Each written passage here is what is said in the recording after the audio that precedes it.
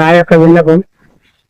నేను 92 కాంచెలి కాంగ్రెస్ పార్టీలో క్రియాశీల సభ్యతగా పనిచేస్తున్నాను. మరియు నాకు నలుగురు పిల్లలు ఉన్నందున ఒక వార్డు మెంబర్ కూడా అయ్యే ఛాయిస్ లేకపోయింది గత రోజులలో.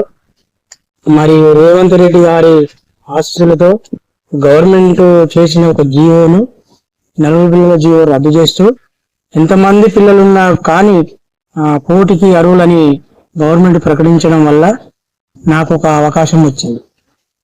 దయచేసి ఊళ్ళో కొందరు నాయకులు కడియం సిఆర్తోని వచ్చిన నాయకులకే సీట్లు కేటాయించడం జరిగింది.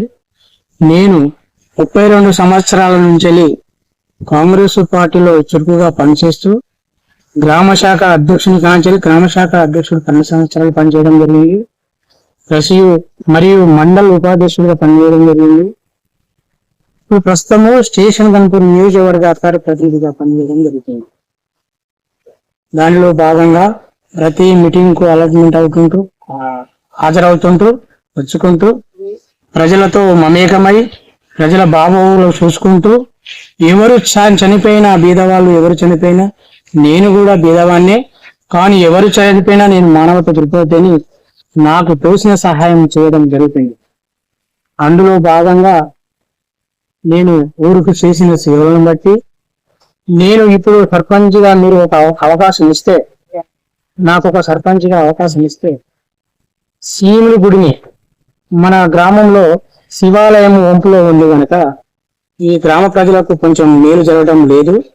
నేను గెలిచిన వెంటనే శివాలయాన్ని నేను కట్టించుటకు నేను పూర్తి హామీ ఇస్తున్నాను. సీములగడి కట్టిస్తాను. వెంకటాపూర్ నుండి క్రాస్ రోడ్ మరియు జఫర్గఢ దాకా కూడా దాన్ని శాంక్షన్ అయ్యేటట్టు ప్రజలకు హామీ ఇస్తున్నాను. మరియు నీళ్లు గాని, నియామకాలు గాని, పరిశుద్ధం గాని, మురికి కాలువలు గాని ఇవన్నీ సాగు చేయటకు గ్రామ ప్రజలకు నేను అందుబాటులో ఉంటాను. నాకుండబడిన ఆస్తి ఎకరము 19 గుంటల ఆస్తి ఉంది నాకు.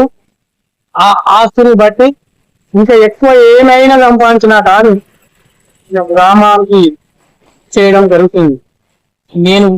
నేను నా కుటుంబ వారసులు కానీ నేను పుట్టినప్పటి నుండి గ్రామ పార్టీలో పనిచేస్తూ ప్రజాశ్రేష్ఠకై పాటుపడి పనిచేస్తున్నాను. కానీ నా స్వార్థం కోసం కానీ నా లాభం కోసం కానీ నేను పనిచేయడం లేదు. అందరితోనే మంచిగా వండుకుంటూ మెదులుకుంటూ అందరు ఎవరేమన్నా కూడా నా వాళ్ళే అనే దృక్పథాన్ని తిరుగుకుంటూ వస్తున్నాను. కావున గ్రామ ప్రజలారా, నాకు ఇంతవరకు ఏ ఛాయిస్ రాలేదు. అక్కలారా, చెల్లెల్లారా, మేధావులారా, చదువుకున్న నాయకులారా, నాకు ఇంతవరకు ఏ అవకాశం ఇంతవరకు రాలేదు. ఇప్పటికి ఉన్న నాయకులకే సీటు కేటాయించడం, ఇంత గత పాలకులకు వాళ్ళే సీట్లు అనుభవించారు. మరి ఇప్పుడు కూడా వారే అనుభవించడానికి ట్రై చేస్తున్నారు. మీరు దాన్ని ఆలోచన చేసి నాకు న్యాయం చేసి నాకు సర్పంచ్గా గెలిపించగలని ప్రార్థన.